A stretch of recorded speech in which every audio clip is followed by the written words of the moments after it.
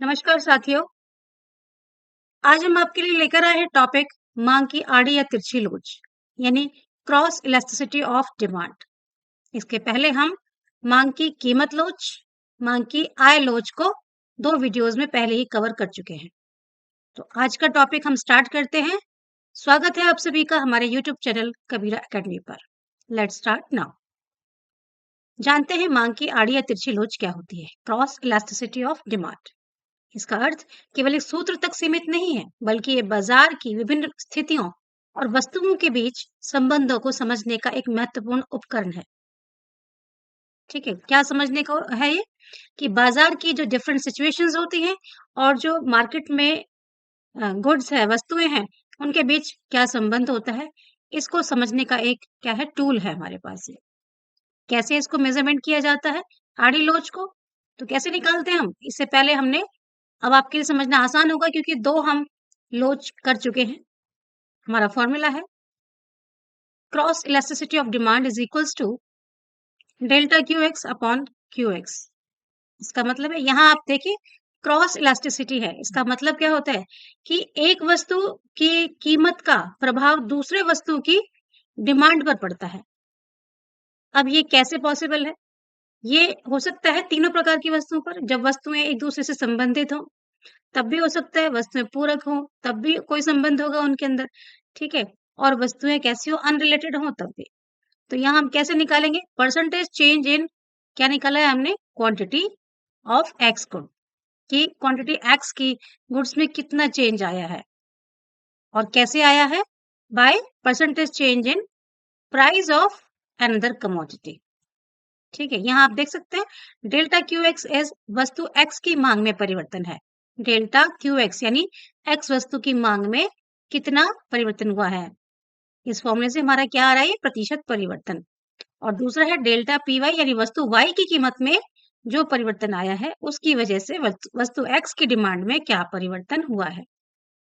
अब इसको सॉल्व करने के बाद हमारा अल्टीमेटली फॉर्मूला आ जाता है delta Q X upon delta P Y multiply price of Y goods and quantity of X goods. ठीक है, इसको सॉल्व करते हैं आगे। अब देखते हैं क्लासिफिकेशन यानी वर्गीकरण। वस्तुओं के आपसी संबंध के आधार पर इसके तीन मुख्य स्वरूप होते हैं, जैसे कि हमने अभी बात की थी। वस्तुओं का आपसी संबंध यानी जो दो वस्तुएं जिनकी हम बात कर रहे हैं, जिनकी क्रॉस इलास्टिसिटी की बात कर रहे हैं, उनके बीच संबंध कैसा है। तो क्या क्या हो सकते हैं, इसके तीन मुख्य स्वरूप है। नंबर एक, धनात्मक हो सकती है यानी पॉजिटिव हो सकती है। जब पॉजिटिव होंगी तो क्या होता है, इलास्टिसिटी जो है हमारी क्रॉस इलास्टिसिटी वो ग्रेटर देन 0 होगी। तो ये कैसी होगी, हमारी पॉजिटिव है, उनके बीच जो रिलेशनशिप है दो वस्तुओं के बीच में। अब ये किस किस केस में हो सकता है, एक होती है स्थानापन्न वस्तुएं, मतलब सब्स्टिट्यूट गुड्स। जब एक वस्तु की कीमत बढ़ती है तो उपभोक्ता उसके विकल्प की ओर बढ़ता है, जैसे चाय और कॉफी। यहाँ आड़ी लोच धनात्मक होती है, यानी जब एक वस्तु की कीमत बढ़ेगी, हमने जैसे एग्जाम्पल लिया है चाय और कॉफी का, अगर कॉफी की कीमत बढ़ गई है तो यहाँ डिमांड किसकी बढ़ जाएगी, चाय की, क्योंकि लोग स्विच कर जाएंगे किस पर, चाय पर। तो कॉफी की कीमत बढ़ने पर चाय की डिमांड बढ़ रही है। ठीक है, तो ये हमारी कैसी है, सब्स्टिट्यूट गुड्स का रिलेशन है, जो कि कैसा होता है, पॉजिटिव होता है। यानी एक वस्तु की कीमत बढ़ी तो दूसरी वस्तु की डिमांड बढ़ रही है, right, it should be greater than 0। अगर वस्तुएं पूरी तरह से स्थानापन्न है यानी पूर्ण स्थानापन्न है यानी परफेक्ट सब्स्टिट्यूट है, तो इसकी जो लोच होती है, आड़ी लोच, वो क्या होती है, इनफाइनाइट होती है यानी अनंत होती है। ठीक है, ये आप याद रखेंगे, अगर पूर्ण स्थानापन्न वस्तुएं हैं या परफेक्ट सब्स्टिट्यूट्स है तो उसकी मांग की जो आड़ी लोच है या क्रॉस इलास्टिसिटी है वो कैसी होगी, इनफाइनाइट होगी, यानी कि इन्फिनिटी में है तो अनंत होगी। अब देखते हैं ऋणात्मक संबंध वाली वस्तुएं, नेगेटिव, जिसमें हमारा जो क्रॉस इलास्टिसिटी ऑफ डिमांड है वो क्या होगा, लेस देन 0 होगा, यानी 0 से भी कम हो। तो ये कौन से गुड्स होती है हमारी, ये वस्तुएं हैं पूरक वस्तुएं, कॉम्प्लीमेंट्री गुड्स। ये वस्तुएं साथ साथ उपयोग की जाती हैं, जैसे कार और पेट्रोल हो गया। तो एक की कीमत बढ़ेगी पर दूसरे की मांग घट जाती है। अब एक की कीमत बढ़ी, सपोज पेट्रोल की कीमत बहुत ज्यादा बढ़ गई, तो क्या होगा, लोग गाड़ी यूज करना कम शुरू कर देंगे, यानी अब गाड़ी लोग कम खरीदेंगे, तो उसकी डिमांड कम हो जाएगी गाड़ी की। पेट्रोल की कीमत बढ़ने से कार की डिमांड कम हो गई। तो ये क्या था, कॉम्प्लीमेंट्री गुड्स थी। तो यहाँ क्या है, एक की डिमांड प्राइस बढ़ने पर दूसरे की डिमांड कम हो गई, तो ये ऋणात्मक संबंध हुआ, नेगेटिव। तो यहाँ क्या होगी, हमारी क्रॉस इलास्टिसिटी वो लेस देन जीरो होगी, यानी जीरो से भी कम। अब यदि पूरक संबंध बहुत गहरा है तो ऋणात्मक मान अधिक होगा, यानी बिल्कुल ही एक चीज दूसरे के बगैर चल नहीं सकती, जैसे आपका पेन विदाउट इंक नहीं चल सकता, ठीक है। तो पूरक संबंध अगर बहुत गहरा है तो ऋणात्मक मान अधिक होगा। कार है बिना टायर के नहीं चल सकती, तो टायर है उसका उसका संबंध बहुत गहरा है, यहाँ क्या होगा, तो ऋणात्मक मान उतना ही ज्यादा होता है, अधिक होता है। अब देखते हैं शून्य, तो जिनके बीच क्या है, यानी अनरिलेटेड गुड्स हो गई है हमारी, शून्य संबंध है, कोई संबंध नहीं है, तो कैसी होगी elasticity, less equals to zero होगी, यानी जीरो के बराबर होगी। ऐसा कब होगा, जब हमारी जो वस्तुएं हैं, दो जिनकी हम बात कर रहे हैं, कोई भी वस्तुएं, वो अनरिलेटेड गुड्स है, आपस में संबंधित नहीं है। जब दो वस्तुओं का आपस में कोई संबंध ही ना हो, जैसे कि एक पुस्तक है और चीनी, इनका कोई आपस में संबंध नहीं है, एक की कीमत का दूसरे की मांग पर कोई प्रभाव नहीं पड़ता, इसलिए यहाँ इलास्टिसिटी क्या होगी, जीरो।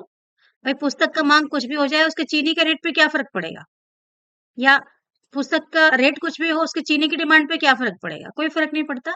इसलिए कैसी होंगी, अनरिलेटेड गुड्स की जो क्रॉस इलास्टिसिटी होती है वो क्या होती है, जीरो होती है। अब तीनों का यहाँ हम डायग्राम देख लेंगे, ठीक है, कर्व के थ्रू देखते हैं। देखिए फर्स्ट हमारा जो है सब्स्टिट्यूट गुड्स है। अब सब्स्टिट्यूट गुड्स है मीन्स हम चाय कॉफी का एग्जांपल लेके चल रहे थे, तो अगर प्राइस ऑफ एक्स कमोडिटी बढ़ता है, पहले प्राइस ऑफ एक्स सपोज कीजिए कॉफी का प्राइस है, अब पी एक्स से बढ़ करके ये क्या हो गया, पी एक्स वन हो गया, तो यहाँ इसकी डिमांड जो दूसरी कमोडिटी है दैट इज चाय, चाय की जो डिमांड है वो क्या हुई, बढ़ गई।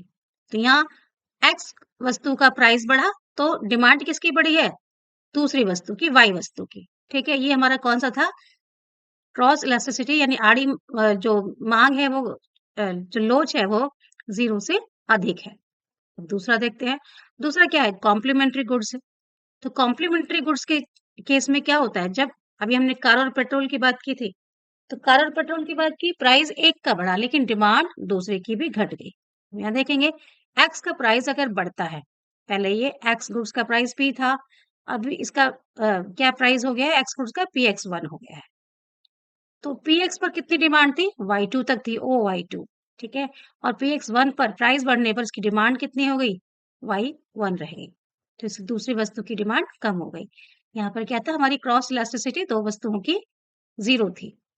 अब देखते हैं अनरिलेटेड गुड्स के केस में, लास्ट वाला जो ऑप्शन था हमारा, अनरिलेटेड गुड्स में क्या होगा, दो वस्तुएं बिल्कुल अलग हैं, कोई संबंध ही नहीं है, तो क्या होगा, एक वस्तु की प्राइस अगर कुछ भी बढ़ रही है, घट रही है, उसका दूसरी वस्तु पर कोई भी इफेक्ट नहीं होगा, यानी उसकी डिमांड स्टिल उतनी ही रहेगी, इस वस्तु की कीमत से उसका कोई कनेक्शन नहीं है, ठीक है। तो अब देखते हैं बाजार संरचना और आड़ी लोच, market structure and cross elasticity. बाजार, तो बाजार को हम समझते हैं एकाधिकार, एकाधिकार होता है, और क्या होगा, अल्पाधिकार होता है, और क्या होता है, यहाँ पर पूर्ण प्रतियोगिता होती है, ठीक है। पहले समझते हैं एकाधिकार को। मोनोपोली में यहाँ आड़ी लोच शून्य या बहुत कम होती है। अब शून्य या बहुत कम का क्या मतलब है, क्योंकि एकाधिकार है तो उस वस्तु का कोई निकट स्थानापन्न बाजार में उपलब्ध ही नहीं होता, एकाधिकार में एक ही सप्लायर होता है, तो उस वस्तु का कोई भी जो क्लोज सब्स्टिट्यूट है वो बाजार में उपलब्ध ही नहीं है। जब उपलब्धि नहीं है तो आड़ी लोच तो शून्य होगी, कुछ होगी ही नहीं। नेक्स्ट है एकाधिकारात्मक प्रतियोगिता, यानी मोनोपोलिस्टिक कंपटीशन है। मोनोपोलिस्टिक कंपटीशन है यानी कि कुछ कॉम्पिटिटर तो है लेकिन बहुत कम है। अब बहुत कम है तो यहाँ आड़ी लोच जो है, क्रॉस इलास्टिसिटी, वो बहुत हाई हो जाती है, उच्च हो जाएगी, क्योंकि जो डिफरेंशिएटेड है, जो गुड्स है डिफरेंशिएटेड है, लेकिन निकट स्थानापन्न वस्तुएं मौजूद होती हैं, नहीं थोड़ी अलग तो है बट फिर भी वो उसका सब्स्टिट्यूट है, ठीक है। तो यहाँ पर इलास्टिसिटी बहुत हाई होगी। कुछ इंपॉर्टेंट फैक्ट देखते हैं। रॉबर्ट ग्रिफिन ने आड़ी लोच का उपयोग बाजार की सीमाओं को परिभाषित करने के लिए किया था। यदि आड़ी लोच का मान एक से अधिक आता है तो वस्तुएं एक दूसरे की निकट स्थानापन्न मानी जाती हैं। तो ध्यान रखिएगा परफेक्ट सब्स्टिट्यूट कब होता है, जब उसकी इलास्टिसिटी क्या हो, एक से अधिक आए। फॉर्मूला हम देख चुके हैं, आपको याद रहेगा। फिर से एक बार देख लीजिए फॉर्मूला, क्योंकि अभी हम इसके एमसीक्यूज करने वाले हैं, तो आपको याद रहना चाहिए। देखिए delta Q X upon delta P Y upon Q X multiply हो जाएगा। ठीक है, चलो एमसीक्यू करते हैं कुछ।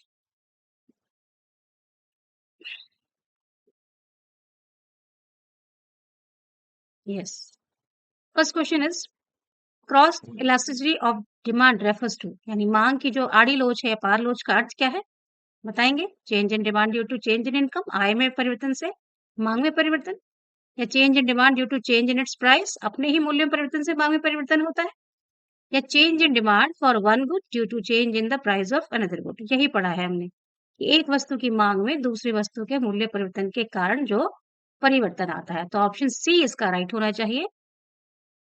ठीक है, चेंज इन सप्लाई से इसका कोई कनेक्शन ही नहीं है, तो इसका ऑप्शन सी सही है आंसर। ठीक है, नेक्स्ट क्वेश्चन है cross elasticity of demand is positive in case of. Positive कब होती है क्रॉस इलास्टिसिटी डिमांड की? जब मांग की पारलोज धनात्मक होती है, जब वस्तुएं कैसी हो, कॉम्प्लीमेंट्री हो, इंफीरियर हो, या सब्स्टिट्यूट हो, और क्या हो, या फिर इंडिपेंडेंट हो। आंसर हमारा क्या रहेगा? जब कैसी होती हैं गुड्स हमारी, एक दूसरे की सब्स्टिट्यूट होती है, यानी स्थानापन्न वस्तुएं होती हैं। तो स्थानापन्न वस्तुएं एक दूसरे की जगह ले सकती हैं, तो क्या होगा, उनकी क्रॉस इलास्टिसिटी जो है पॉजिटिव रहेगी, बहुत पॉजिटिव रहेगी, क्योंकि एक के प्राइस का दूसरे की डिमांड पर बहुत फर्क पड़ता है। तो कैसी गुड्स होंगी? वो सब्स्टिट्यूट गुड्स होंगी। Option C is right. Next question है if the cross elasticity of demand between tea and coffee is -0.6, they are.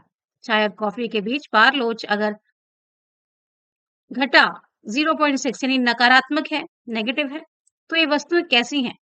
अब 0 से कम जा रही है इलास्टिसिटी, लेस देन 0 है तो कैसी होगी बताइए? सब्स्टिट्यूट्स होंगी गुड्स हमारी, कॉम्प्लीमेंट्री होंगी, पूरक होंगी, या अनरिलेटेड होंगी, असंबंधित, या फिर सेम गुड्स होंगी, यानी एक ही वस्तु है। तो ऐसा कब होगा बताइए?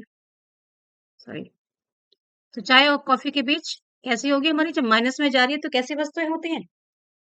ये कॉम्प्लीमेंट्री गुड्स होती हैं। ठीक है, option B. Cross elasticity of demand is zero when goods are zero. Cross elasticity कब होगी? जब कैसी हो, किस जोड़े की मांग की पारलोच शून्य होती है। तो कैसी होनी चाहिए? जीरो हो तो हमारे पास अनरिलेटेड गुड्स होनी चाहिए। अब इसमें देखिए कि अनरिलेटेड कौन सी है। टी कॉफी रिलेटेड है, पेन इंक ये भी रिलेटेड है, सॉल्ट एंड शूज नमक और जूते ये तो रिलेटेड नहीं है, ये अलग है, कार पेट्रोल भी रिलेटेड है। तो यही ऑप्शन है हमारा, ऑप्शन सी, नमक और जूते। ये संबंधित नहीं है तो इनकी क्रॉस इलास्टिसिटी भी कुछ नहीं होगी, यानी जीरो होगी। Cross elasticity of demand between a commodity and itself is.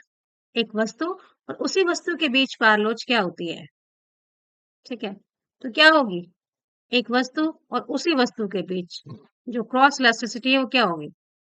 1 होगी, क्योंकि कोई और तो है नहीं, वही वस्तु है। नेक्स्ट क्वेश्चन है when the price of petrol increases the demand for car decreases, cross elasticity will be. ये कैसा है? पहली बात तो ये वस्तुएं कैसी है, पेट्रोल के दाम बढ़ने पर कारों की मांग घट जाती है, तो हमारी जो क्रॉस इलास्टिसिटी है वो क्या होगी? पॉजिटिव होगी, नेगेटिव होगी, शून्य होगी, या इनफाइनाइट होगी? ठीक है, धनात्मक है, ऋणात्मक है, शून्य है, या अनंत है? कैसी होगी?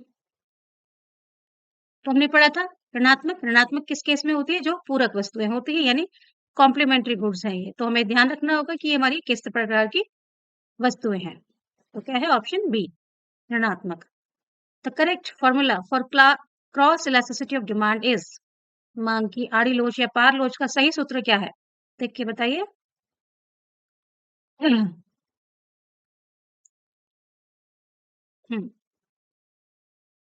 क्या ये है? क्या ऑप्शन बी है? क्या ऑप्शन सी है? और या डी है? क्या होता है? It is option B, percentage change in quantity of X. किसके रिस्पेक्ट में? Percentage change in price of good Y. Okay, तो option B is right. Next question है a 10% increase in the price of good X increases the demand for good Y by 20%. The cross elasticity will be। वस्तु X के मूल्य में 10% की वृद्धि से वस्तु Y की मांग 20% बढ़ जाती है तो पार लोच यानी आड़ी लोच क्या होगी? फॉर्मूले में रखेंगे परसेंटेज चेंज ऑफ, पहले हम रखेंगे इसके क्वांटिटी में कितना फर्क आया है गुड एक्स की, तो कितना है 10% इंक्रीज हुआ है प्राइस किसका गुड एक्स का हुआ है, तो डिमांड किसकी हमारी इंक्रीज होगी गुड वाई की होगी, यानी percentage change in quantity of Y लेंगे, तो परसेंटेज चेंज कितना है इसमें 20% है और नीचे क्या रखेंगे 10%, 20% अपॉन 10% कितना आ जाएगा पॉजिटिव 2, ठीक है। क्रॉस इलास्टिसिटी क्या होगी इसकी 2 होगी, option B. Which of the following is not a type of cross elasticity, इनमें से कौन सा, निम्न में से कौन सा आड़ी लोच या पार लोच का प्रकार नहीं है? पॉजिटिव धनात्मक नहीं है, नेगेटिव ऋणात्मक नहीं है, या फिर जीरो शून्य नहीं है, या यूनिट। तो हमने क्या नहीं पढ़ा, ये तीनों हमने पढ़ लिए हैं पहले, ए बी सी, पॉजिटिव भी है, नेगेटिव भी है, शून्य भी है, लेकिन अभी तक हमने यूनिट क्रॉस इलास्टिसिटी नहीं पढ़ी है, ठीक है। तो ये ऑप्शन में नहीं है, ये यानी कि क्रॉस इलास्टिसिटी का एक टाइप नहीं है, ऑप्शन डी। लास्ट क्वेश्चन है ग्रेटर क्रॉस इलास्टिसिटी एग्जिबिट्स, अधिक जो क्रॉस इलास्टिसिटी है पार लोच है वो क्या दर्शाती है? गुड्स आर लेस रिलेटेड यानी वस्तुएं कम संबंधित है, या गुड्स आर मोर रिलेटेड वस्तुएं अधिक संबंधित है, या गुड्स आर नॉट रिलेटेड वस्तुएं असंबंधित हैं, या गुड्स आर इंफीरियर। तो हमने क्या पढ़ा था,